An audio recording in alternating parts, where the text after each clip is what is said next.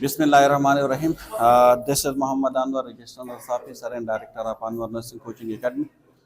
आज हम डिस्कस करेंगे सब्जेक्ट क्वांटिटेटिव रीजनिंग।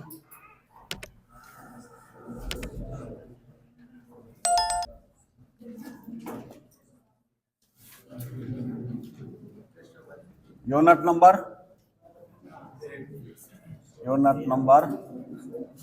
12 हमने क्या है जी, ठीक है। तो 12 जो यूनिट्स है इट्स अबाउट सेट थ्योरी। क्या है? Set theory.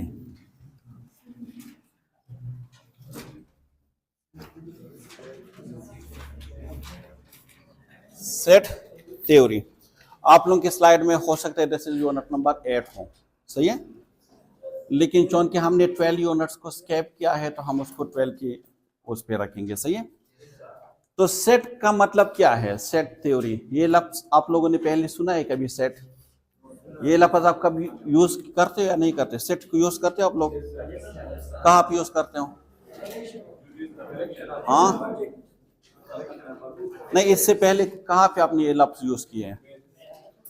मैथ्स के अलावा आप यूज करते हो या नहीं करते हैं इसको जी?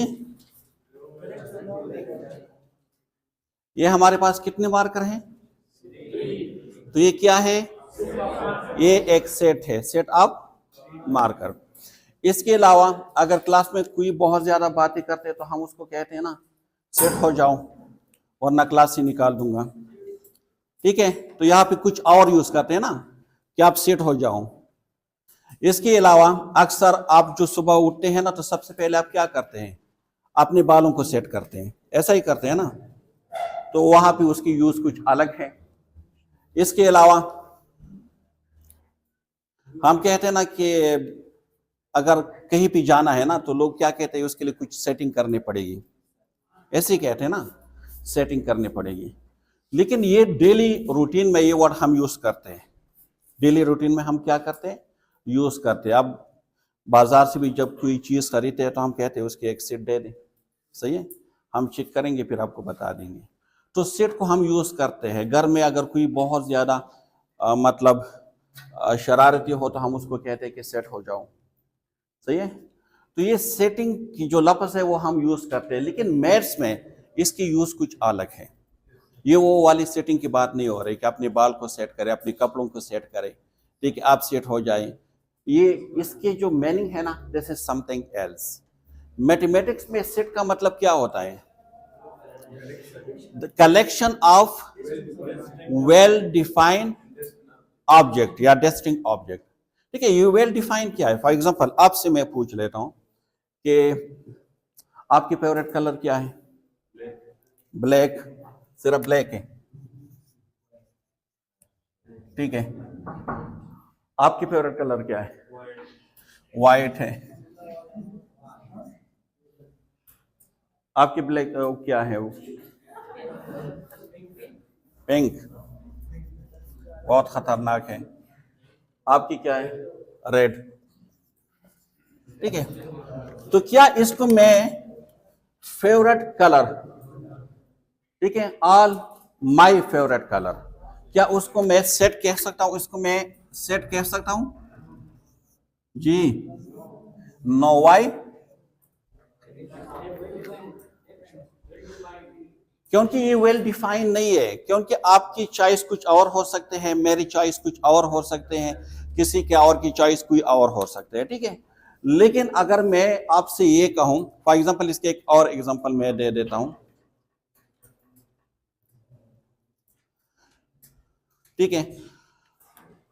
अगर मैं आपसे पूछूं कि साल में जो महीने होते हैं ना, मंथ, इसमें से आपके फेवरेट मंथ कौन से हैं, ठीक है। तो आपके अलग होंगे, इनके अलग होंगे और उसके अलग होंगे। फॉर एग्जांपल कोई कह रहा है कि मेरा जो है अगस्त है, दिसंबर है, ठीक है, और मई है। तो दूसरा कहेंगे कि नहीं, उसके अलग होगी, जनवरी है, फरवरी है, मार्च है। तो उसको हम सेट कह सकते हैं? नहीं कह सकते। लेकिन अगर मैं आपसे ये कहूं कि उस महीनों के नाम मुझे बता दें जो जे से स्टार्ट होते हो। कहां से? जे से। तो आप मुझे बता दीजिए जैसे कौन से मंथ स्टार्ट होते हैं? जनवरी,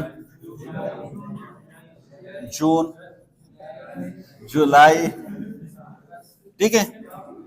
अच्छा, आप मुझे बता दें, आप जैसे स्टार्ट होने वाले महीनों का नाम बता दें। जी जी, हाँ, आप मुझे बता दें जैसे स्टार्ट होने वाले महीनों के नाम। जुलाई, बस, जनवरी एंड जून। इसका मतलब यह है कि मैं जिससे भी पूछूंगा ना, वो सेम आंसर मुझे देंगे कि जून है, जुलाई है और जनवरी है। तो इसको कहते हैं वेल डिफाइंड ऑब्जेक्ट। सही है। जब हम इसको, ये जो वेल डिफाइंड ऑब्जेक्ट है, collection of well defined object, जब इसको हम कलेक्ट करें और इसको बंद करें एक ब्रैकेट में, उस ब्रैकेट को हम क्या कहते हैं? कॉर्ली, कॉर्ली ब्रेसेस या ब्रैकेट उसको कहते हैं, ठीक है। जब वो वेल डिफाइंड ऑब्जेक्ट को आप ब्रैकेट के अंदर बंद कर देंगे तो हम उसको क्या कहते हैं? सेट। अगर आप इसको ब्रेसेस में बंद नहीं करोगे तो हम फिर भी उसको सेट नहीं कहते। सही है। आप समझ में आ गए कि सेट क्या है? Set is the collection of well defined distinct object. और इस ऑब्जेक्ट को हम क्या कहते हैं? इसी ऑब्जेक्ट को हम कहते हैं एलिमेंट। क्या कहते हैं? Elements of the set. ये सेट के एलिमेंट्स हैं। और इसको किस चीज से हम डिनोट करते हैं? इसको हम डिनोट करते हैं एप्सिलॉन से। This is a Greek alphabet, epsilon, ठीक है। एप्सिलॉन, ठीक है। ई की तरह होते हैं लेकिन सी की टाइप पे बना दो और बीच में एक बिल्कुल ई की टाइप पे होता है। इसका मतलब होता है एलिमेंट। क्या मतलब होता है? एलिमेंट। सही है। फॉर एग्जांपल ये हमारे पास सीट है ना, ये सीट है, सीट ए है। फॉर एग्जांपल ये सीट ए है, तो हम कह सकते हैं कि June, June is element of set A. आप इसको इस तरह लिख सकते हैं कि June is the element of set A. फिर आप लिख सकते हैं कि July is the element of set A. आप लिख सकते हैं कि January is the element of set A. अच्छा, मुझे बता दें August is the not element of set ए। तो ये क्या है? ये जो आप जब आपके पास जो एप्सिलॉन है ई टाइप की, उसके ऊपर अगर आप क्रॉस करोगे तो इसका मतलब है नॉट एलिमेंट। सही है। तो अगस्त इस सीट ए में अगस्त है नहीं है ना, तो इसलिए हम लिखते हैं कि August is the not element of set A. सही है। तो एलिमेंट जितने भी ऑब्जेक्ट होते हैं आपकी सेट में, उसको हम क्या कहते हैं? एलिमेंट कहते हैं। और एलिमेंट को हम डिनोट करते हैं एप्सिलॉन से। और एप्सिलॉन अगर नहीं है कोई एलिमेंट किसी सेट का, तो उसको हम उसके ऊपर क्रॉस लगाते हैं और उसको कहते हैं नॉट टू। इसका दूसरा नाम भी है, ये इसको कहते हैं बिलोंग टू। इसको क्या कहते हैं? Belong, belong to. मतलब इसका जो ये जून है ना, ये बिलोंग टू ए है।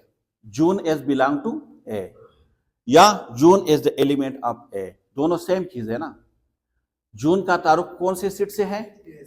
तो इसको बिलोंग टू कहते हैं। और जून कौन सी सीट का एलिमेंट है? ए का। सही है। तो इसको कहते हैं एलिमेंट। समझ में आ गई यहां तक? सीट आपके समझ में आ गई कि सीट का मतलब क्या है? अब नर्सिंग में हम सीट को क्यों यूज करते हैं?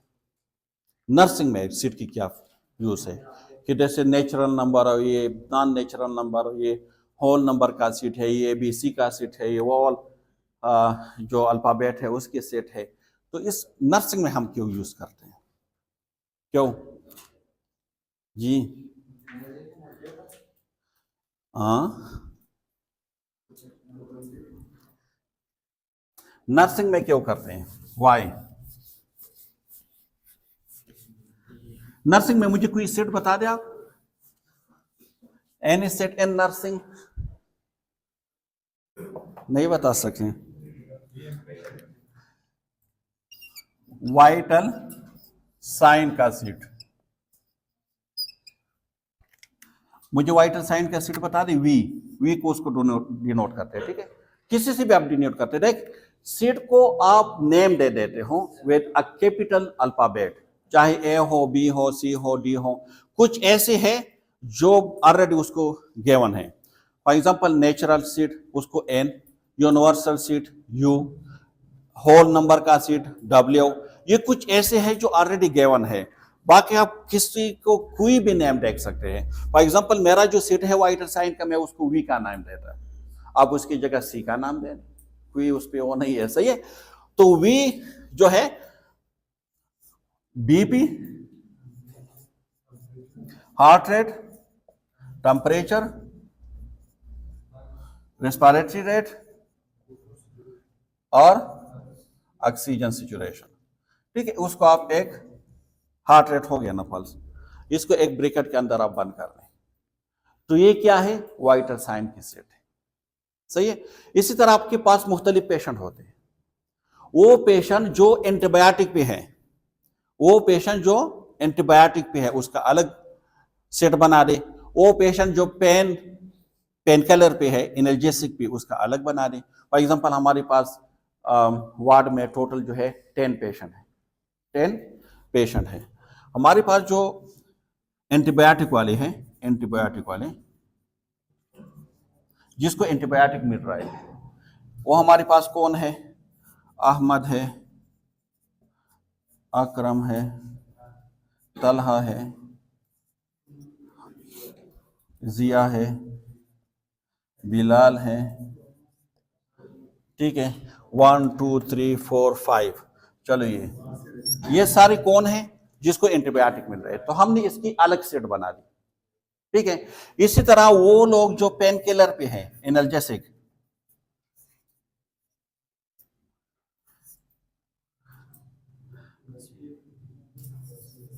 बसीर तो उसका ऑलरेडी पेन होता है, और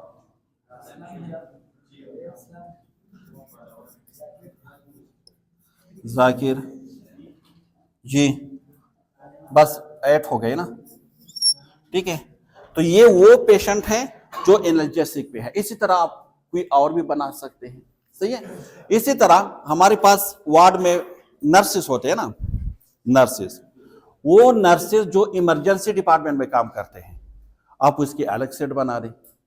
वो नर्सेस जो आईसीयू में काम करते हैं, उसका अलग सेट बना दें, ठीक है। वो नर्सेस जो मेडिकल वार्ड में काम करते हैं, आप उसकी अलग सेट बना दें। तो ये आप यूज करते हैं नर्सिंग में, ठीक है। या एक डिजीज है, उसके साइन सिम्टम होते हैं ना, नमूनिया के अलग साइन सिम्टम है, उसका अलग सेट बना दे, ठीक है। मलेरिया के अलग है, उसके अलग बना दे। तो ये हम बनाते हैं नर्सिंग में, सेट के बहुत ज्यादा इंपॉर्टेंट है नर्सिंग में। हम कैटेगराइज करते हैं ना, कैटेगराइज करते हैं। या हम, आप लोगों ने कभी ट्राइज का सुना है नाम? जब आप एंटर होते हैं इमरजेंसी डिपार्टमेंट में, तो बाहर जो काउंटर होते हैं उसको ट्राइज काउंटर कहते हैं। वहां पे पेशेंट को कैटेगरीज में डिवाइड किया जाता है कि ये रेड है, ये उसमें डिफरेंट कोडिंग होते हैं ना, रेड होते हैं उसमें, ग्रीन होते हैं उसमें, येलो होते हैं उसमें, ब्लैक होते हैं उसमें, ठीक है।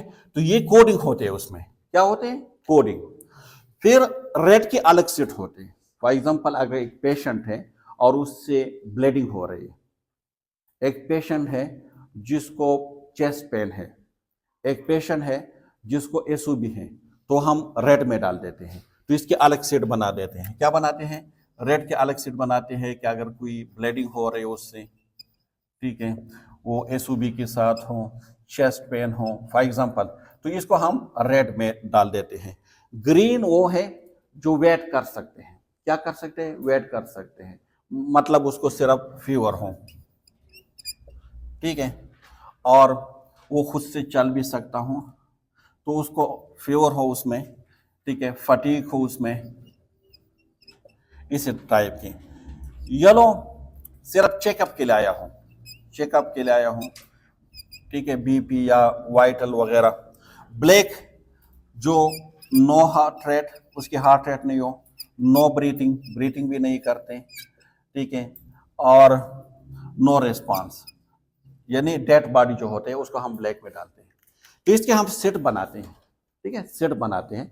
उसकी सेट की बेस पे फिर हम उसको प्रायोरिटी देते हैं कि उसमें रेड को ट्रांसफर करना है, उसको ब्लैक में भेजना है, उसको ग्रीन में भेजना है, उसको येलो में भेजना है, ठीक है।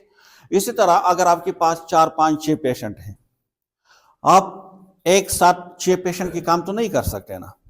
आप किसी एक पेशेंट की पहले काम करोगे, फिर दूसरे, फिर तीसरे, फिर फोर्थ एंड फिर फिफ्थ एंड सिक्स्थ। तो हम किस तरह स्टार्ट करें, कहां से स्टार्ट करें? ऐसा ना हो कि मैं बेड 1 का काम करूं और बेड जो F या D या E है वो एक्सपायर हो चुका हूं। तो मैं उसको प्रायोरिटी बेस पे करता हूं, प्रायोरिटी बेस पे, कि इस पेशेंट को ज्यादा प्रायोरिटी देने।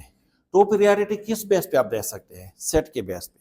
आप पेशेंट की वो बना दे, सेट बना दे कि बेड नंबर ए पे जो पेशेंट है वो इस कंप्लेंट के साथ है, ये मेडिसिन उसको मिल रही है।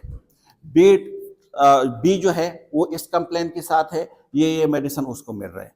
आप उसकी वजह से आप पहचान सकते हैं कि कौन से पेशेंट ऐसे हैं जिसको फर्स्ट केयर चाहिए, कौन से ऐसे कि जिसको अगर मैं 10 या 15 मिनट्स बाद भी जाऊं तो कोई डेंजरस नहीं होगी, ठीक है। तो इसको कहते हैं प्रायोरिटी। जो प्रायोरिटी बेस्ड केयर आप देते हैं, this is on the base of the set. आप उसको पहले क्या करते हैं? सेट वो करते हैं ना। हम पेशेंट को आइसोलेट करते हैं। आइसोलेशन आप लोगों ने नाम सुना होगा, ठीक है, कोविड-19 में तो बहुत ज्यादा सुना होगा। या हमारे पास अगर ट्यूबरक्लोसिस के पेशेंट आते हैं तो हम उसको आइसोलेट करते हैं। ये आइसोलेशन हम किस बेस पे करते हैं? ठीक है, हम उसके सेट बनाते हैं कि अगर एक पेशेंट आ जाते हैं, क्योंकि जितने भी रेस्पिरेटरी पेशेंट हमारे पास आते हैं, क्या सबको हम आइसोलेट करते हैं? अगर एक पेशेंट नमूनिया के साथ है हम उसका आइसोलेट करते हैं, अस्थमा के साथ आइसोलेट करते हैं। तो मतलब टीबी के पेशेंट को आइसोलेट किस तरह कर सकते हैं? हाउ? मतलब हमें क्या पता चलेगा कि ये पेशेंट टीबी के साथ है? उसके अलग कोई साइन सिम्टम है तो टीबी की आपने एक सीट बनाया हुआ है कि अगर उसको प्रोडक्टिव कफ, एक्सेसिव कफ हो, खसूसन नाइट में कफ हो, उसको स्वेटिंग हो उस पे, और कफ जो है या उसमें उस ब्लड हो, ब्लीड उसमें आ रही हो, ठीक है, और क्रॉनिक हो, तो हम उसको एक उसमें रख देते हैं, ठीक है, सस्पेक्टेड में रख देते हैं कि ये टीबी के पेशेंट हो सकते हैं। फिर उसके हम टेस्ट भेजते ए बी और वगैरह, फिर डायग्नोस करते हैं। तो इसके एक सेट होते हैं, साइन सिम्टम के एक सेट होते हैं। उसको देखते हुए हम डिसाइड करते हैं इस पेशेंट को आइसोलेट करना है, इस पेशेंट को आइसोलेट नहीं करना है। क्लियर? यहाँ तक कोई कंफ्यूजन है? नहीं है, ठीक है, गुड।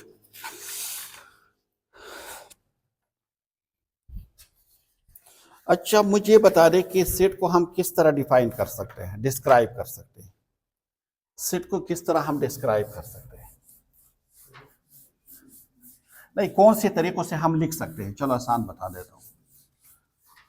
कौन सी ऐसी मेथड है जिससे हम लिख सकते हैं, डिस्क्राइब कर सकते हैं किसी सीट को? जी, डिस्क्राइबिंग सेट। किस तरह हम उसको डिस्क्राइब कर सकते हैं, लिख सकते हैं? 2 मोस्ट कॉमनली मेथड है। कितनी? 2। एक को हम कहते हैं रोस्टर मेथड। रोस्टर, ये तो आप लोगों ने पढ़े होंगे मेरे ख्याल में। Sure no? आप लोगों ने मैथ्स नहीं पढ़े हैं? हाँ? और सेट बेल्डर मेथड, इसका दूसरा नाम भी है रोल, ठीक है। 2 तरीकों से हम सेट को डिस्क्राइब कर सकते हैं या लिख सकते हैं। एक है रोस्टर और एक है बेल्डर मेथड। और रोस्टर में हम क्या करते हैं? List the all element, list the all element. Roster में हम क्या करते हैं कि we list the all element, जितने भी एलिमेंट हैं इसको हम लिस्ट कर देते हैं। सही है? किस तरह? जी,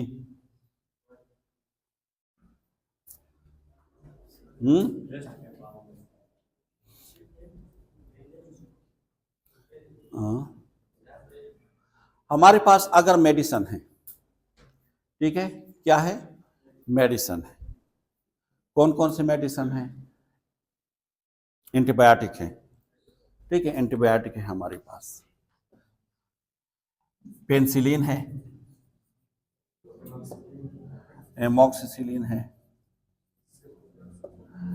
सेफ्रो है,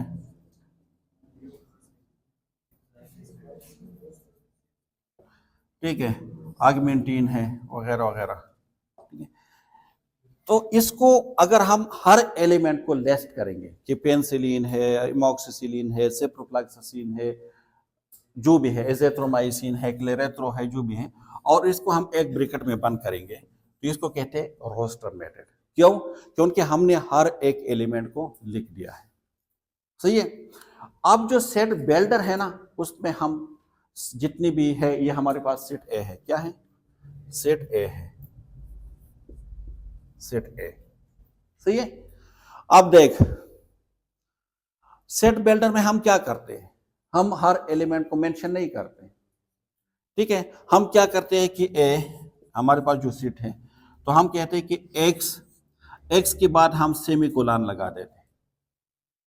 एक्स के बाद क्या लगा देते हैं? सेमीकोलन। सेमीकोलन का मतलब क्या होता है यहाँ पे? Such that, such that. इसके बाद हम ये जो एक्स है ना, एक्स, इसको हम डिस्क्रिप्शन इसके बारे में लिखते हैं, डिस्क्राइब करते हैं कि एक्स क्या है। X is such that what, x क्या है, तो हम लिखते हैं कि एक्स इज अ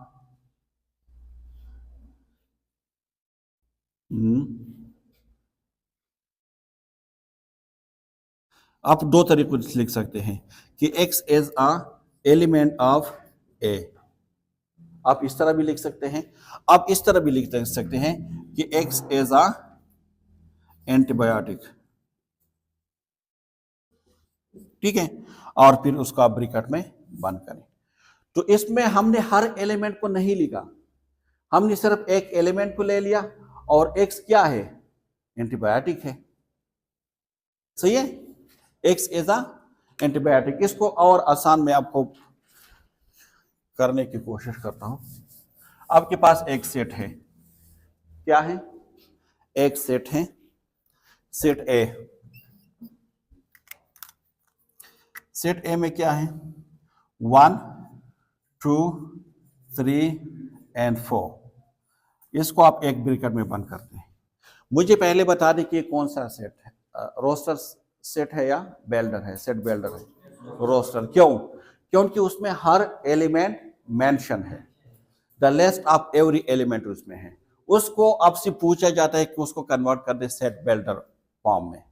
तो सेट बिल्डर फॉर्म में आप क्या लिखोगे? आप लिखोगे कि x semicolon such as that x is क्या है? फर्स्ट 4 नेचुरल नंबर, ठीक है। आप उसको ब्रैकेट में बंद करें। एक्स क्या है? यहां से आप ब्रैकेट में बंद करें। एक्स क्या है? X such that x is ah, फिर उस एक्स को आपने डिफाइन करना है जो एक्स आपने बताए हैं। X is a first 4 natural number set का है। सही है, क्लियर। इसी तरह अगर आपसे पूछा जाए सेट बी है, सेट बी ए ई आई, ठीक है, और इसको ब्रैकेट में बंद किया जाए, तो ये कौन सा? रोस्टर है या सेट बिल्डर है? रोस्टर है। सेट बिल्डर में किस तरह कन्वर्ट कर सकते हैं कि x semicolon such that x is a first, या 3 आप लिख सकते हैं, 3 वोवल अल्फाबेट्स, और इसको ब्रैकेट में बंद कर दें, ठीक है। ये एक्स आपके पास क्या है? वोवल है। क्लियर। इसको सेट बिल्डर सेट फॉर्म कहते हैं। यहां तक क्लियर है। तो डिस्क्राइब करते हैं कितने मेथड से? 2 से, या रोस्टर से या सेट बिल्डर से। अच्छा, मुझे बता दें, now we will discuss about the type of set, कि सेट के टाइप क्या है। सही है। टाइप ऑफ सेट कितने टाइप है? 5 है। एक है हमारे पास फिनाइट, एक है इनफाइनाइट, तीसरा है यूनिवर्सल, फोर्थ है एम्प्टी, फिफ्थ है इक्विवेलेंट, सिक्स है इक्वल, और हाँ बिल्कुल सबसेट और सुपरसीट और पावर सीट। जी, और पूरे इतनी, हाँ ठीक है, इतने काफी है आप लोगों के लिए, क्योंकि आप नर्सिंग पढ़ रहे हो। आपको इतना पता हो कि आपके पास अगर आपसे ये कहा जाए कि इमरजेंसी में आपके पास अहमद है, अकरम है, जिया है, जाकिर है और बिलाल है, ठीक है, तो आपसे ये पूछा जाए कि कौन सा सेट है, फिनाइट है, इनफिनाइट है, यूनिवर्सल है, क्या है, तो आप एटलीस्ट उतना तो बता सकते हो। फिनाइट का मतलब क्या है? The set of the element which you can count. दो क्वालिटीज होगी फिनाइट सेट की, एक उसका एंड होगा, क्या होगी? एंड, और एक आप उसको काउंट कर सकते हो। For example the set of 4 natural number, A set है आपके पास 1 2 3 एंड 4, और इसको आप ब्रैकेट में बंद कर दें, तो देख उसका एंड है ना या नहीं है, और आप उसको काउंट भी कर सकते हो। इसकी नर्सिंग एग्जांपल क्या है?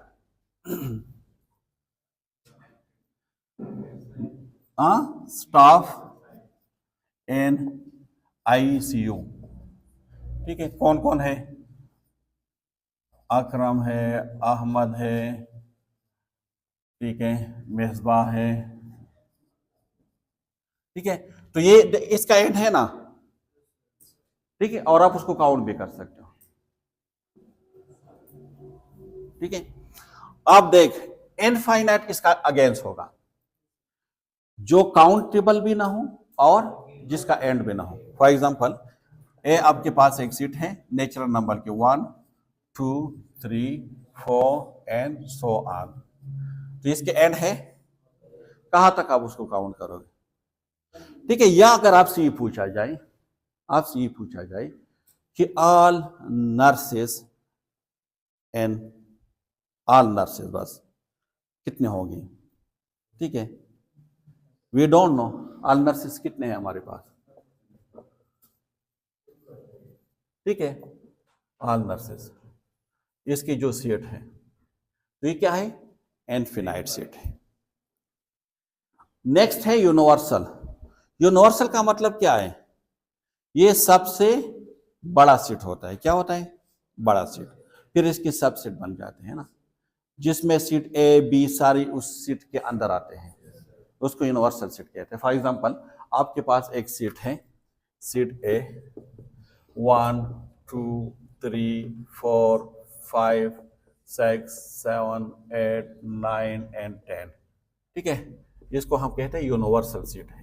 इसके फिर अगर ए सीट आपके पास है 1 2 3, बी आपके पास है 5 6 7, सी आपके पास है 4 8 9, ठीक है, और डी आपके पास है 10। तो ये सारे सब सेट है, लेकिन ये वाला जो सेट है ना, इसको हम कहते हैं यूनिवर्सल सेट। क्लियर? जिसके बाद में हम सब सेट बना देते हैं। एम्प्टी सेट क्या है? When there is a no element, when there is no element. अब यूनिवर्सल सेट क्या है? All registered nurse work in at DHO hospital Timergara, जितने भी रजिस्टर्ड नर्स हैं ये यूनिवर्सल है। फिर इसमें अगर आप आईसीयू की नर्स की बात करेंगे, वो उस रजिस्टर्ड नर्स में से आएंगे ना, सब्सिट्यूट में से बनेंगे। अगर आप इमरजेंसी नर्सेस की बात करेंगे, उसमें से आएंगे। तो जितने भी रजिस्टर्ड नर्सेस है आपके पास, दे आर जो पीएनसी के साथ रजिस्टर हो, ये यूनिवर्सल सेट है। पीएनसी के साथ सारा रिकॉर्ड होता है ना, कितने नर्सेस हमारे पास रजिस्टर है, चाहे कोई पेशावर में फिर जॉब करें या देर में जॉब करें, ये उसके सबसेट में आते हैं, लेकिन जो रजिस्टर नर्स है ये यूनिवर्सल है। इसी तरह हमने कहा एम्प्टी, एम्प्टी का मतलब है when there is no element, when there is no element, ठीक है, नथिंग, इसको कहते हैं एम्प्टी सीट। इसको पाई से भी डिनोट करते हैं, किस चीज से, पाई से, ठीक है। लेकिन आप मुझे ये बता दें कि ये क्या है, नल सीट है ना, एम्प्टी सीट, इसको अब हम एम्प्टी सीट कह सकते हैं, नहीं कह सकते। जो एम्प्टी सीट है ना, पाई से जो डिनोट करते हैं, आप उसको ब्रैकेट में बंद नहीं करोगे, बंद करोगे सो देयर इज समथिंग, ठीक है, तो फिर आप नहीं कह सकते कि दिस इज एम्प्टी।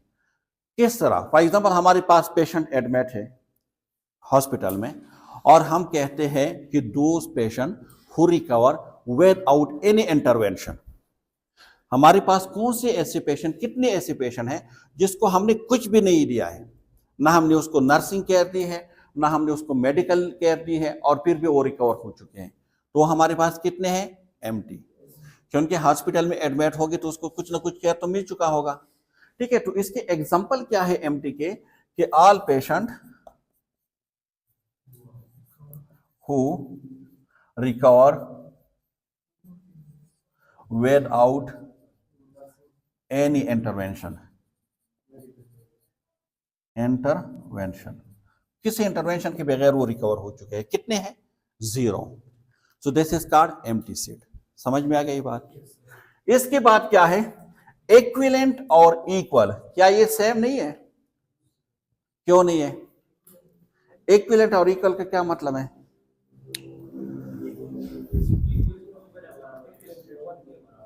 इक्वल ची पखपला बराबर, इक्विवेलेंट ची बल बराबर का लई,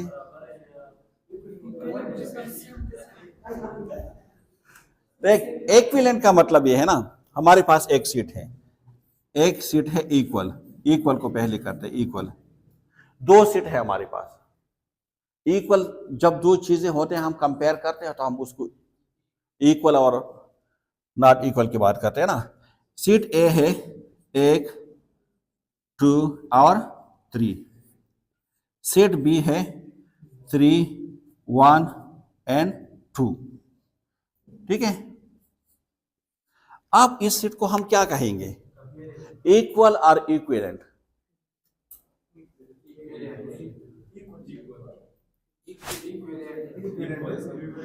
क्यों, क्यों इक्वल है, आप कहते हो कि इसमें 1 2 3 एलिमेंट है, इस तरह कह रहे हो कि 3 एलिमेंट है इसमें, और इसमें भी 1 2 3 एलिमेंट्स हैं, ठीक है, सेम एलिमेंट है। देख, ये इक्विवेलेंट सीट है यहां तक जब दोनों एलिमेंट इक्वल हो, दोनों एक जैसे हो, मतलब 3 3 4 4 2 2, लेकिन ये इक्वल क्यों है, इक्विवेलेंट नहीं है, इक्विवेलेंट तो है लेकिन इक्वल क्यों है, इक्वल इसीलिए है कि इसमें 1 है, इसमें भी 1 है, इसमें 2 है, इसमें भी 2 है, इसमें 3 है, इसमें भी 3 है, जिसमें सेम एलिमेंट हो, ऑर्डर की बात नहीं हो रही, चाहे 1 पहले है 2 बाद में है 3 पहले, उसकी कोई बात नहीं हो रही, लेकिन एलिमेंट भी सेम हो और एलिमेंट नंबर भी सेम हो। The number of element is equal as well as the element is same, so this is called equal, जिसमें दो क्वालिटी हो, नंबर भी सेम हो 3 3 और एलिमेंट भी सेम हो 1 1 2 2 3 3, इसको कहते हैं इक्वल। इसकी जगह अगर आपके पास एक ऐसी सीट हो, सीट ए आपके पास हो 1 2 एंड 3, सीट बी आपके पास है 2 4 एंड 6, तो ये इक्वल है या इक्विवेलेंट है, इक्विवेलेंट है। क्यों, इसमें कितने एलिमेंट है, 3 एलिमेंट है, इसमें कितने एलिमेंट है, 3 एलिमेंट है, तो the number of element is same, लेकिन आया जो एलिमेंट है वो सेम है, 2 2 तो है लेकिन 1 4 3 6 सेम नहीं है ना, तो इसलिए उसको कहते हैं इक्विवेलेंट। तो इक्विवेलेंट वो है जो सिर्फ उसके नंबर सेम हो, क्या हो, the number of element same हो 2 2 3 3 4 4, लेकिन अगर नंबर ऑफ एलिमेंट भी सेम हो और इसके साथ साथ वो एलिमेंट भी सेम हो तो फिर हम उसको कहेंगे इक्वल, सही है। इसके बाद है सबसेट, सुपरसेट और पावर सेट। ये तीन चीजें बहुत कंफ्यूज करते हैं स्टूडेंट्स को। सही है। इसके एग्जांपल नर्सिंग से आप दे सकते हैं ना। ठीक है, आपके पास एक दो ग्रुप हैं, एक में मेल है और एक में फीमेल है। ठीक है, एक में अहमद है, अकरम है और मिसबाह है। दूसरे में क्या है, फीमेल के नाम बता दें। हाँ, सनम है, शगुप्ता है, साजदा है। ठीक है, जो भी है, दो ग्रुप हो गए। अब जो एक ग्रुप है उसमें भी डायबिटीज, हाइपरटेंशन और फॉर एग्जांपल यार सारे हाइपरटेंशन में डालें, सबको HTN है, तो नंबर भी सेम है, 3 मेल और 3 फीमेल, और सबको एक ही प्रॉब्लम है। ठीक है, साजिद को भी HTN है और साजदा को भी HTN है। सही है, तो ये सेम है। यहां तक क्लियर है। अब हम डिस्कस करेंगे सबसेट, सुपरसेट और पावर सेट।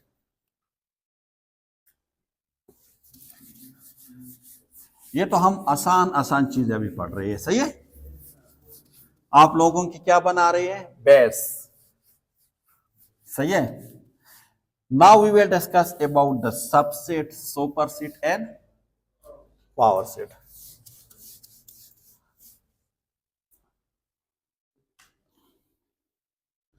सबसेट क्या है? सबसेट जी, आपके पास एक सेट है ए, जिसमें आपके पास है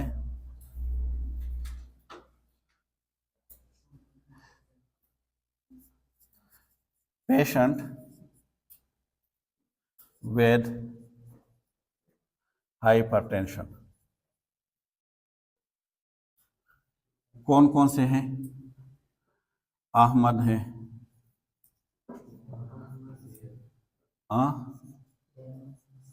अकरम है जी, हसाम HP है,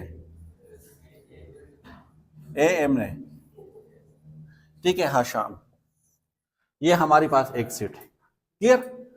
सीट बी जो है, सीट बी हमारे पास है patients ji with diabetes.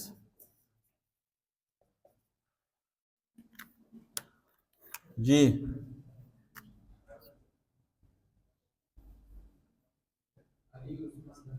Ali है, अहमद है, ठीक है, रोमान है, अकरम है, हशाम है। ठीक है, इसको बंद कर दें ब्रैकेट में। अब A is the subset of B। A is the subset of B। ये जो है ना C और इसके नीचे इस तरह U को उल्टा कर, ये सबसेट की अलामत है। ठीक है, A is the subset of B। इसके कितने सबसेट आप बना सकते हैं? पहले मैं आपको डिजिट में बता देता हूं ताकि आपको आसानी हो, फिर इस पर आप समझ जाएंगे। फॉर एग्जांपल आपके पास एक सेट है, सेट है 1 और 2 है, 1 और 2। ठीक है, आप इसके सबसेट बना दें। कितने सबसेट आप इसके बना सकते हैं जी? कितने सबसेट बना सकते हैं?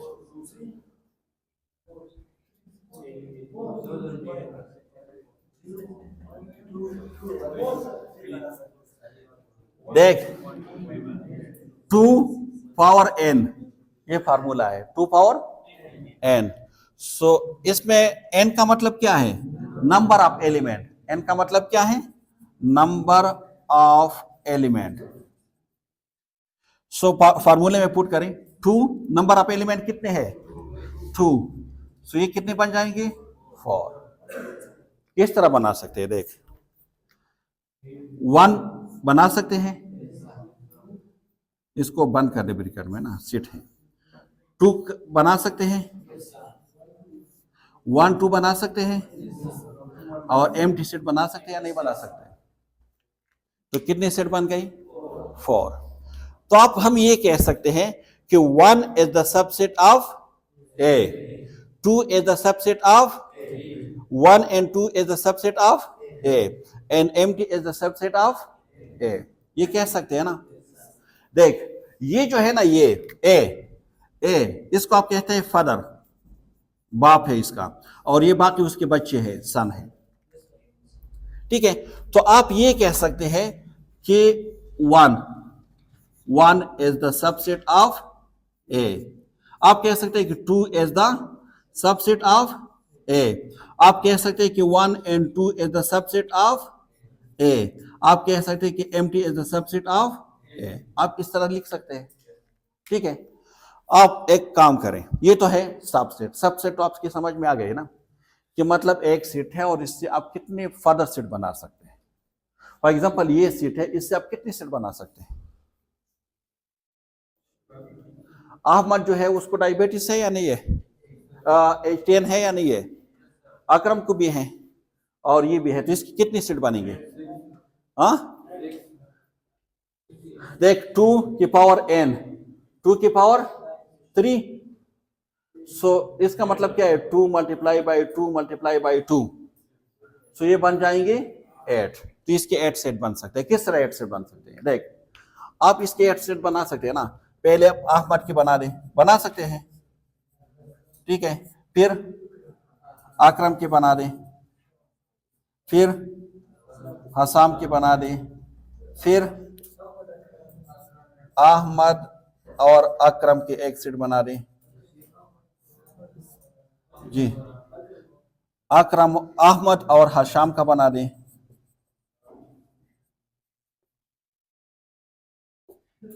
जी, फिर अकरम और हशाम का बना दें। 1 2 3 4 5 6। आप कौन से बाकी रह गई? हाँ, अहमद, अकरम और हशाम और नल सेट। तो ये कितने बन गए? 8 सेट। तो ये इसकी क्या है? सबसेट है। इसमें जो ये सेट ए है, this is the father set, और ये बाकी जो है दिस इज द सन। समझ में आ रही है? इसको कहते हैं सबसेट। क्या कहते हैं? सबसेट। अब सुपर सेट क्या है? What is a super set?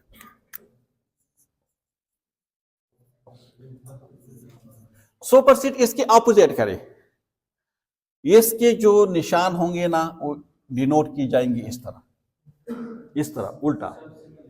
Super set इसका मतलब क्या है? यहां पे तो हमने ये लिखा ना कि 1 is the subset of A. Super set में क्या लिखेंगे कि A is the super set of 1। तो सेम चीज है ना, इसका मतलब है कि A is the father of 1, और यहां पे है कि A is the son of ए। तो दोनों सेम चीज है या नहीं है? उल्टा हो गया ना।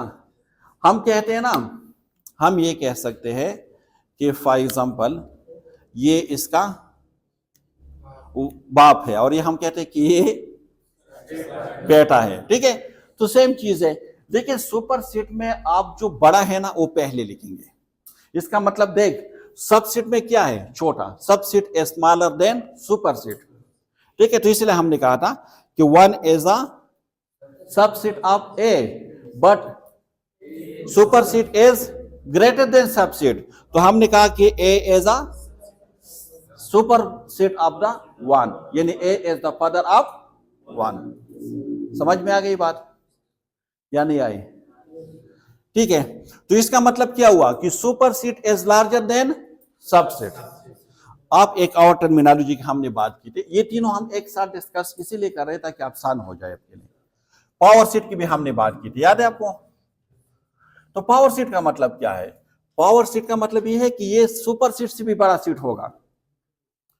ठीक है, तो जितने भी आपके सबसेट हैं, जितने भी सबसेट है उसको एक ब्रैकेट के अंदर बंद कर दें। ठीक है, इसको एक ब्रैकेट के अंदर बंद कर दें, इंक्लूडिंग नल सेट। तो इसको हम कहते हैं पावर सेट। तो पावर सेट क्या है? Power set is the set of subset. Power set is the seat of सब सीट, ये आपके पास पावर सीट है। जितनी भी सब सीट आई है, फॉर एग्जाम्पल ये 8 सब सीट है ना, इस सब को एक बड़े ब्रैकेट में बंद कर दे, ये आपके पास आ जाएंगे power seat.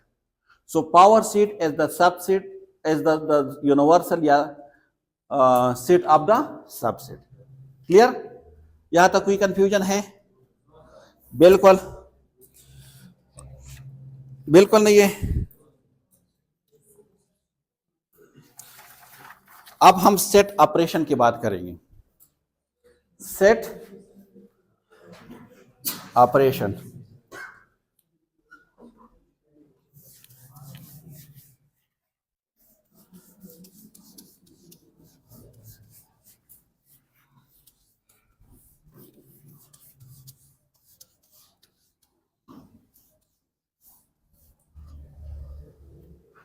now we will discuss about the set operation.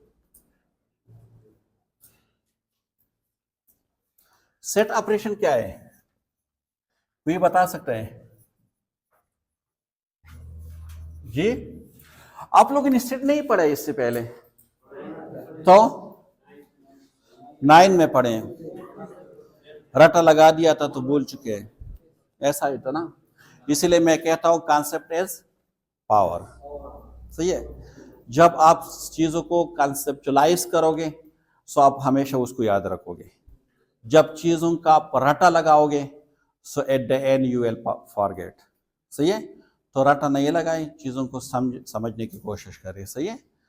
तो ये चीजें आप पढ़ चुके हैं, अभी मैं उस जब करूंगा तो आप लोग दिल में कहेंगे कि हाँ यार ये तो हम पढ़ चुके हैं, लेकिन when I am asking so then you are confuse. सही है? देख, आप लोगों ने ये सुना होगा ए यूनियन बी, आप लोगों ने सुना होगा। आप लोगों ने ये भी सुना होगा कि ये ए इंटरसेक्शन बी। आप लोगों ने ये भी सुना होगा कि ए माइनस बी। और आप लोगों ने ये भी सुना होगा कि ए कॉम्प्लीमेंट, ए कॉम्प्लीमेंट। ठीक है? एक चीज याद रखें, हम भूल चुके हैं अभी, तो हमने टाइप्स की बात की ना, टाइप्स ऑफ सेट, उसमें 2 सेट हम भूल चुके हैं। एक को हम कहते हैं ओवरलैपिंग सीट और एक को हम कहते हैं डिसजॉइंट। तो हम उसको यहां भी पढ़ सकते हैं, डोंट वरी। ओवरलैपिंग सीट का मतलब ये है कि एटलीस्ट 1 या मोर देन 1 एलिमेंट जो है वो कॉमन होंगे उसमें। और डिसजॉइंट का मतलब यह है when there is no common element. ये दोनों अपने साथ लिख दें, ओवरलैपिंग और डिसजॉइंट। ओवरलैपिंग सीट वो सीट है, 2 सीट है आपके पास, सीट ए और सीट बी, ओवरलैपिंग। चलो कर देते हैं। एक आपके पास है ओवरलैपिंग। ओवरलैपिंग में कम से कम एटलीस्ट 1 एलिमेंट क्या होगा, at least 1 elements common. For example एक सीट है 1, 2 और 3, दूसरा सीट है 2, 4 और 6। ठीक है?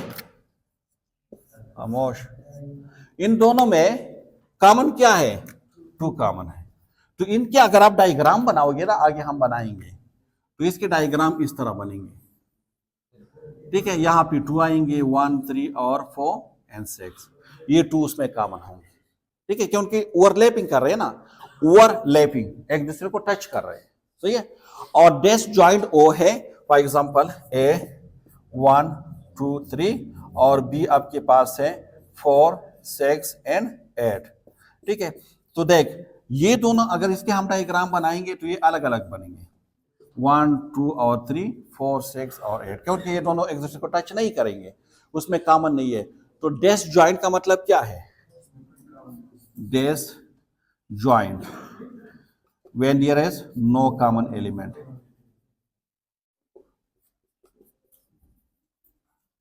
ठीक है? No common elements. क्लियर है यहां तक? ये प्रीवियस उसमें से हमने नहीं किया था, तो दैट्स व्हाई मैंने किया। अच्छा, अब ए यूनियन बी का मतलब क्या है? यूनियन, हम कहते हैं ना नर्सिंग के अपने एक यूनियन होते हैं। ठीक है? हर चीज की यूनियन होते हैं ना। आजकल नहीं होते। यूनियन का मतलब होता है जब किसी चीज को आप जोड़ लेते हैं, कंबाइन कर देते हैं, मिला देते हैं, ठीक है।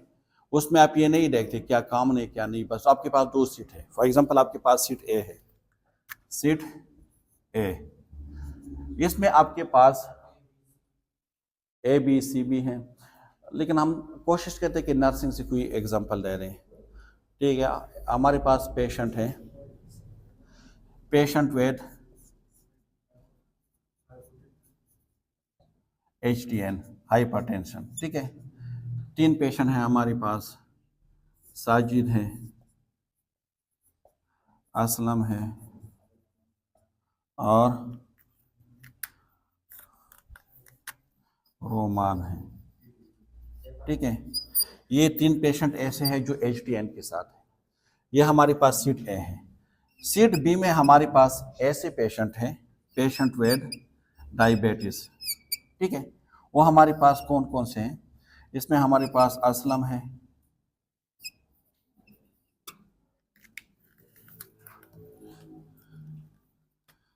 अहमद है और जवाद है, ठीक है। ये हमारी साथ दूसरे सेट है। अब देख, उसमें से अगर आपसे पूछा जाए कि ए यूनियन बी, क्या बनाए आप? A union B. A union B का मतलब यह है कि ए की सब एलिमेंट प्लस बी की सब एलिमेंट। तो ए के कौन कौन से एलिमेंट है बता दे। ए की सब लिख दे,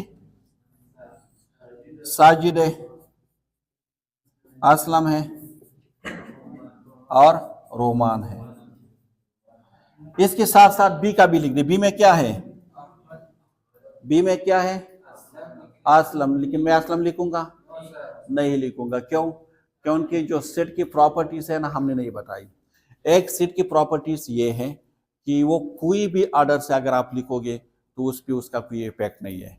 अगर इसके एलिमेंट की जो ऑर्डर है वो जिस ऑर्डर से भी लिखोगे, अगर इसमें मैं रोमान को पहले लिख दूं, असलम को बाद में लिख दूं और फिर साजिद लिख दूं, तो कोई चेंजेस आएंगे? नहीं आएंगे।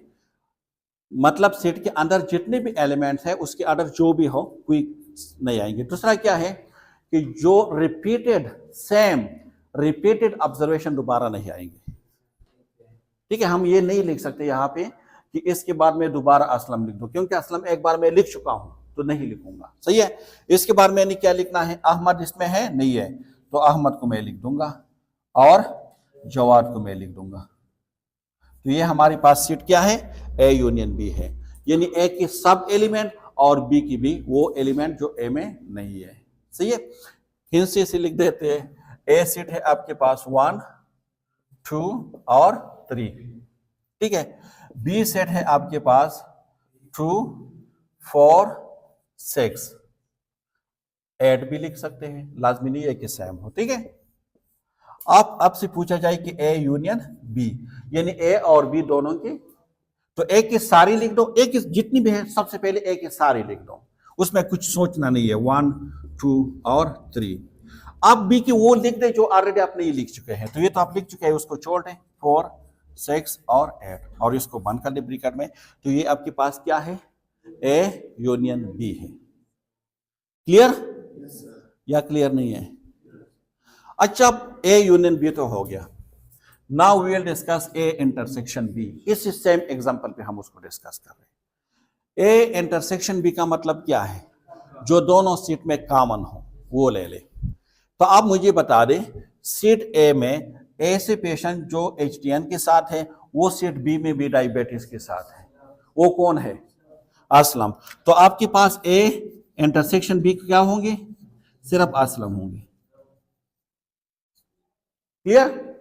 इसी तरह इस सेट में आप मुझे बता दें, ए यूनियन बी जो दोनों में कॉमन हो, ए इंटरसेक्शन बी, ठीक है। ये इंटरसेक्शन है बी, ये क्या है आपके पास? 2 है। एक बात याद रखिए कि ये भी एक सीट है, इसमें कितने एलिमेंट है? कितने एलिमेंट है उसमें? 1 एलिमेंट है। उसको हम कहते हैं, ये टाइप ऑफ सेट है, हमने नहीं लिखा, उसको कहते हैं सिंगलटन सेट, ठीक है, जिसमें सिर्फ एक ही एलिमेंट हो। सही है। तो ये है ए इंटरसेक्शन बी, ये आपको समझ में आ गई। अब ए माइनस बी का मतलब क्या है, ए माइनस बी, तो इसको किस तरह माइनस करें ये बता दे, इसमें से बता दे, ये बता दे। ये दो सीट है आपके पास, ये दो सीट है जी।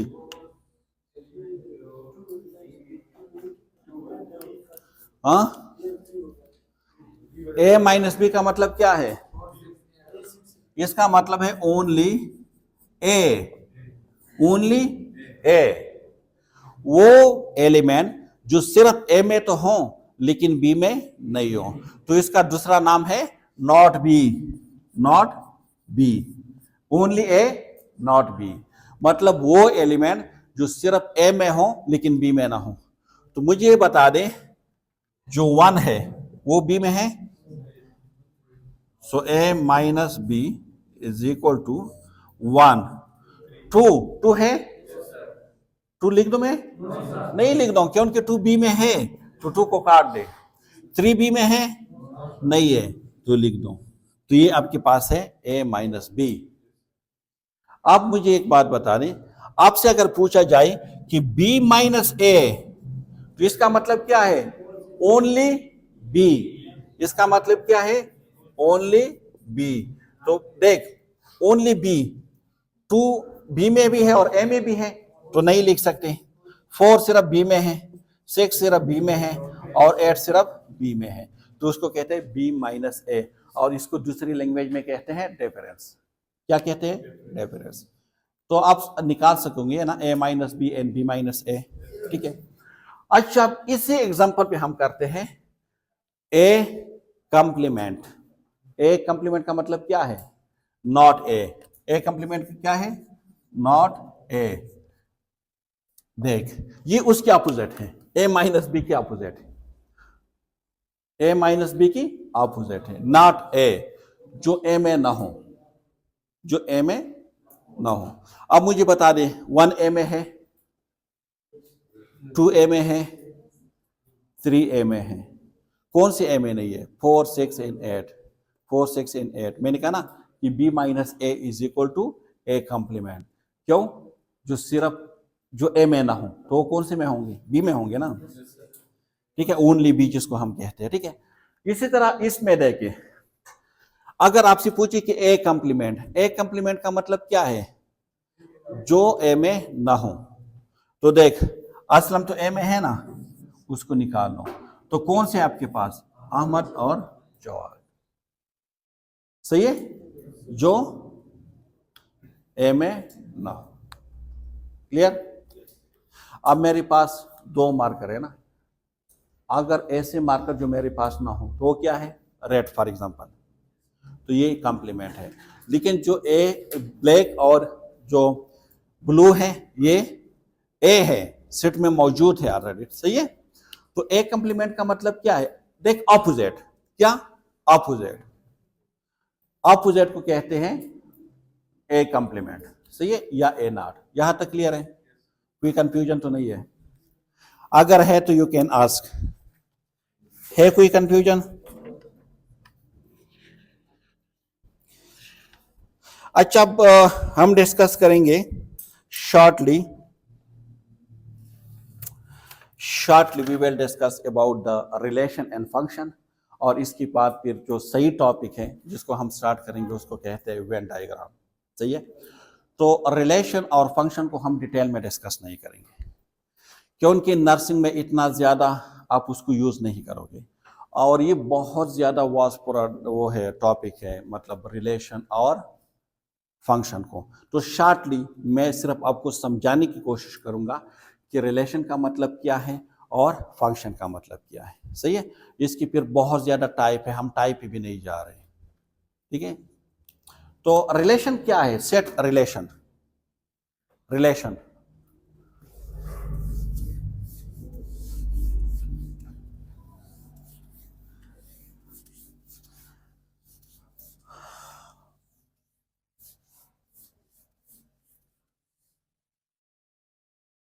सेट रिलेशन एंड फंक्शन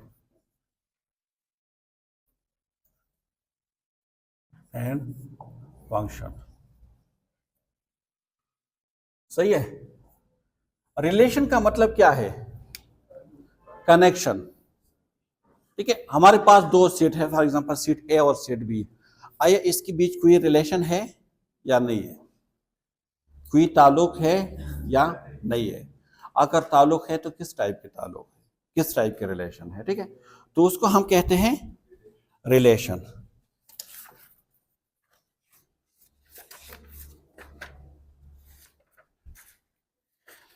ये बहुत वो टॉपिक है, हम इतना ज्यादा वो डिस्कस नहीं करेंगे। सही है।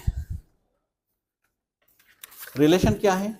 कनेक्शन है। मैंने आपको कहा कि दिस इज द कनेक्शन।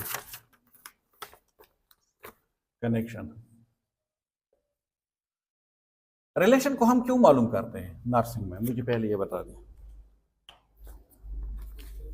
हाँ, रिलेशन को क्यों मालूम करते हैं?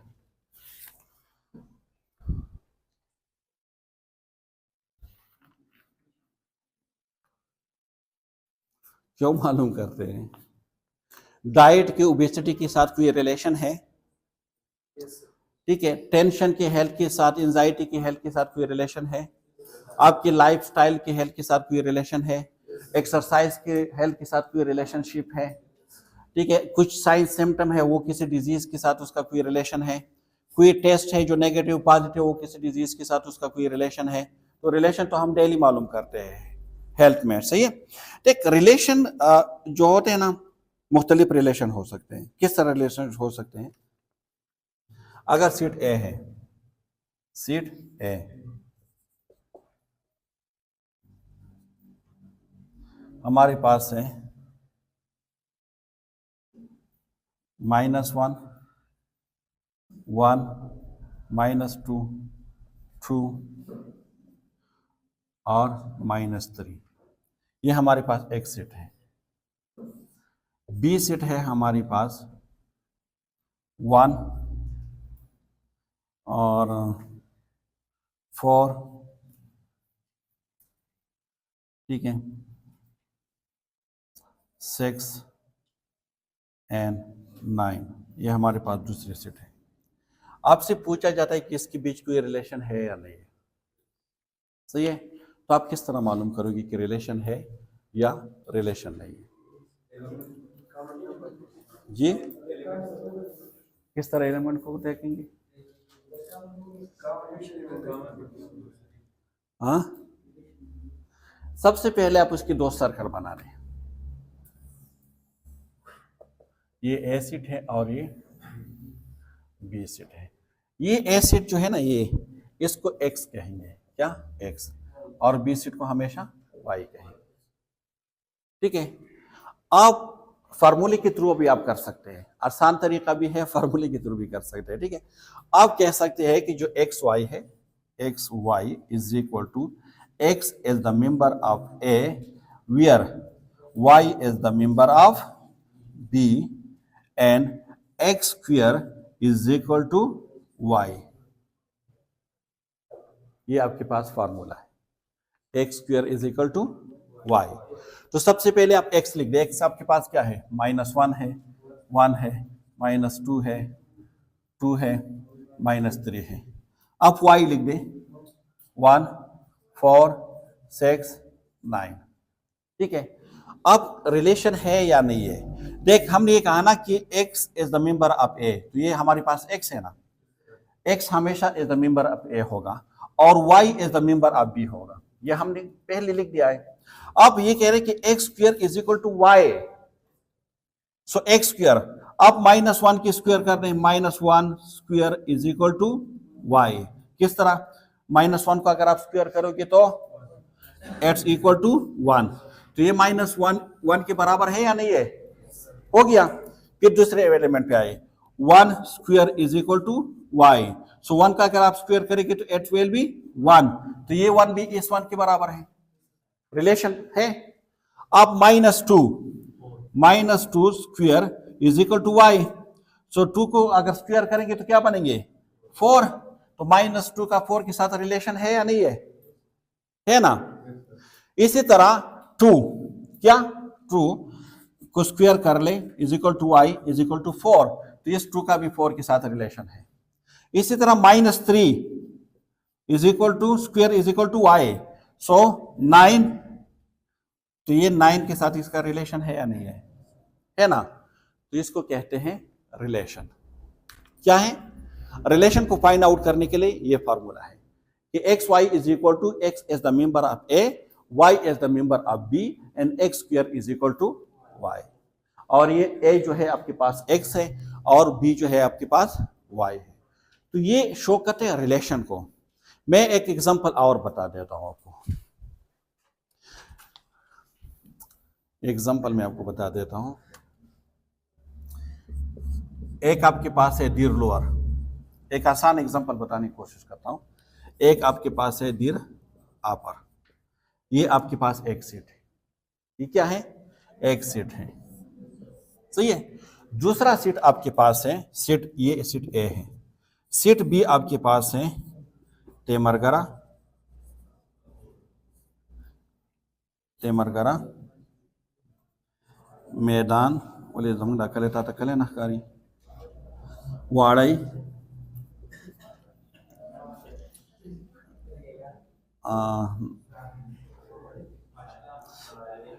ठीक है जी। बटाले पता नहीं कौन से डिस्ट्रिक्ट में आता है। चलो बस इतने बस काफी है, इतना काफी है, सही है। आप मुझे बता दें कि सीट ए और सीट बी के बीच आपने रिलेशन को मालूम करना है। सीट बी और सीट ए के बीच आपने रिलेशन को मालूम करना है, ठीक है। तो आप मुझे बता दें, आप उसका एक बना दें सर्किट डायग्राम। और इस सर्किट डायग्राम को हम क्या कहते हैं पता है? नहीं, एरो डायग्राम, इसको कहते हैं एरो डायग्राम। एक एरो डायग्राम है, टेबल से भी आप कर सकते हैं, ठीक है, टेबल से भी आप कर सकते हैं उसको। इसको मैट्रिक्स रिप्रेजेंटेशन कहते हैं, टेबल वाले को मैट्रिक्स रिप्रेजेंटेशन कहते हैं। और एक ऑर्डर है, तो ये हमारे पास है ए और ये हमारे पास है बी। अब इन दोनों के रिलेशनशिप आपने मालूम करना है। यहां पे आप लिख दे दीर लोअर, दीर लोअर, और यहां पे दीर अपर। यहां पे आपने लिख दिया वाड़ई, यहां पे आप लिख दिया तेमरगरा और मैदान, ठीक है। अब मुझे बता दे कि वाड़ई जो है वो दीर अपर में है या लोअर में? तो इसका रिलेशन इसके साथ है और इसका रिलेशन इसके साथ है और इसके साथ भी है। समझ में आ गई बात? अब इस एग्जांपल को मैं नहीं मिटाऊंगा क्योंकि फंक्शन में हमारे काम आएंगे, सही है। अब जो रिलेशन है उसके मुख्तलिफ टाइप है। कितने टाइप है? बहुत ज्यादा टाइप है, लेकिन उसमें एक हमारे पास है रिफ्लेक्सिव। क्या है? Reflexive type of relation. एक है रिफ्लेक्सिव,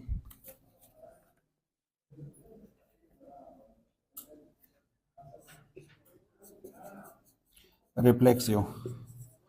दूसरा हमारे पास है सिमेट्रिकल, सिमेट्रिक। और थर्ड नंबर पे हमारे पास है ट्रांजिटिव। ये रिलेशन है, रिफ्लेक्सिव रिलेशन है, सिमेट्रिकल है और ट्रांजिटिव है। देख, रिफ्लेक्सिव का क्या मतलब है? जो अपने आप को रिप्रेजेंट करते हैं, अपने आप को। आपकी जो फिंगर फ्रेंड है, it's your finger friend, it's your finger friends. अगर मैं इसके सबसेट बना दूं या आप इसके सबसेट बना दें तो कितने सबसेट बनेंगे ना? देख, बी के आप सबसेट बना दे, 1 बनेगा, 1 बनेगा, 4 6 9, फिर 1 4 1 6, इस तरह ना।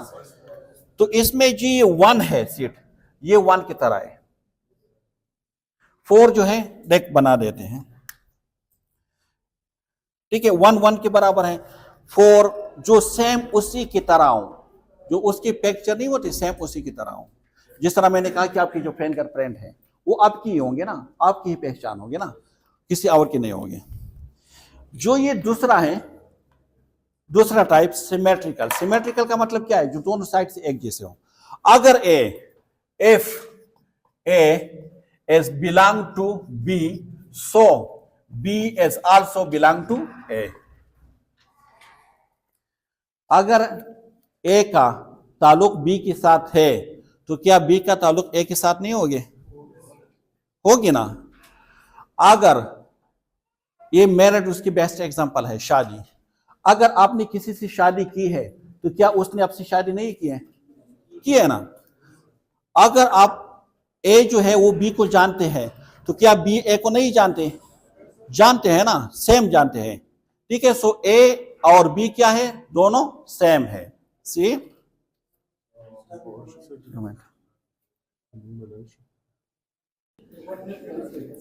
सही है।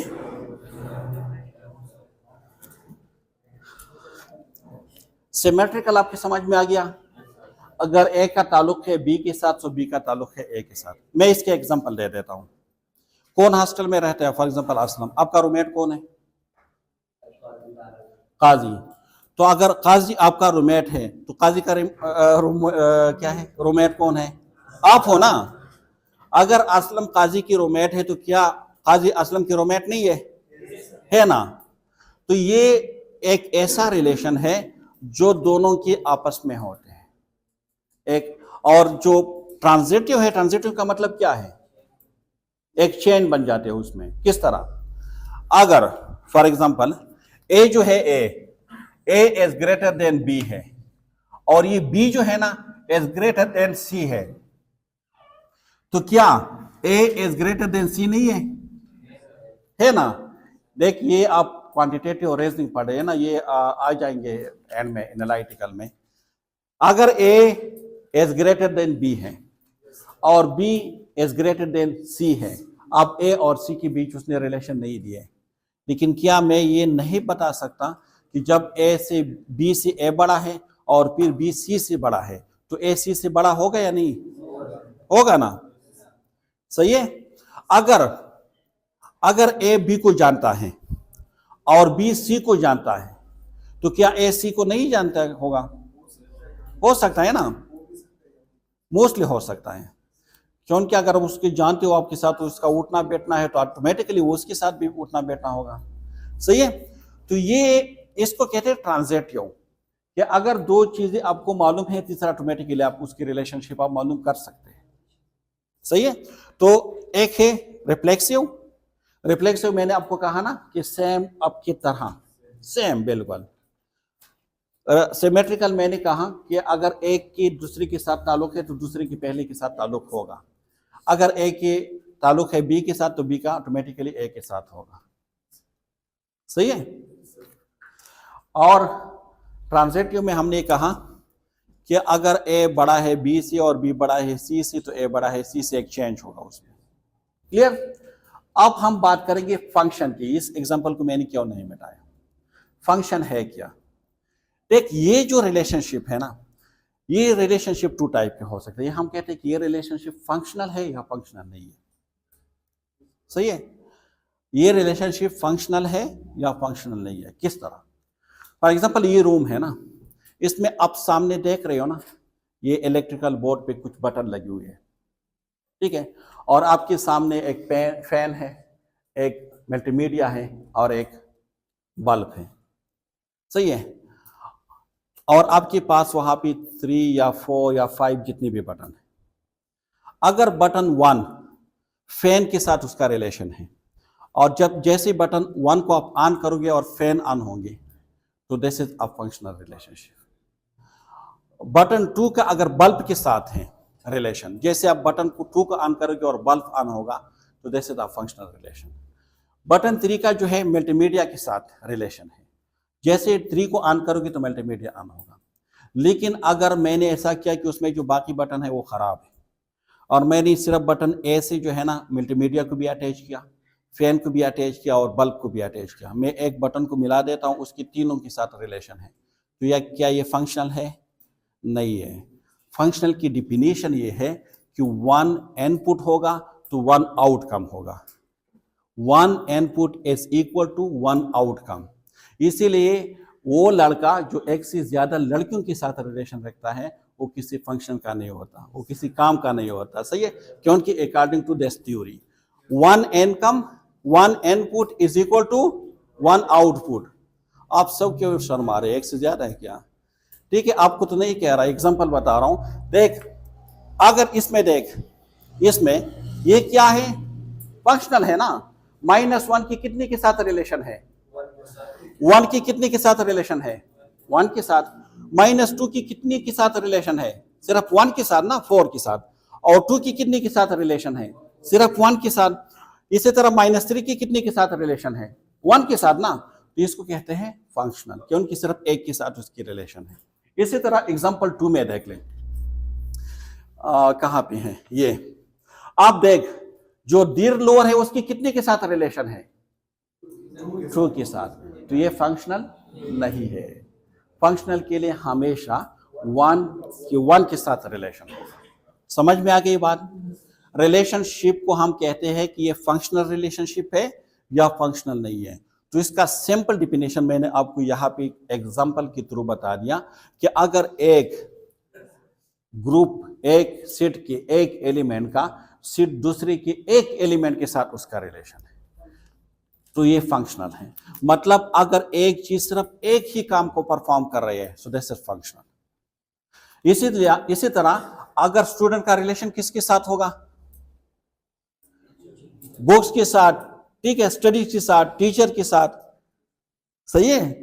तो अगर आपकी रिलेशन सिर्फ और सिर्फ स्टडी के साथ है तो दिस इज फंक्शनल। लेकिन आप जो है पेशेंट को अस्पताल भी लेकर जाते हो, और जितनी भी किसी की कोई गम हो या शादी हो उसमें भी आप शिरकत करते हो, घर की सारी रिस्पॉन्सिबिलिटी भी आपके ऊपर है, जिस तरह आप लोग एब्सेंटिस में बता देते हो, ठीक है, पैसे भी आप लोग कमाते हैं, तो आप किसी काम के नहीं हो, ठीक है। न इधर के रहे, न उधर के रहे, न खुदा ही मिला, न ईसा अलैहिस्सलाम, वही कहानी होते है फिर आप लोगों के साथ, सही है। तो हमेशा जो फंक्शनल है ना, उसमें एक इनपुट और एक आउटपुट होगा। समझ में आ रहे हैं या नहीं आ रहे? ठीक है, क्लियर?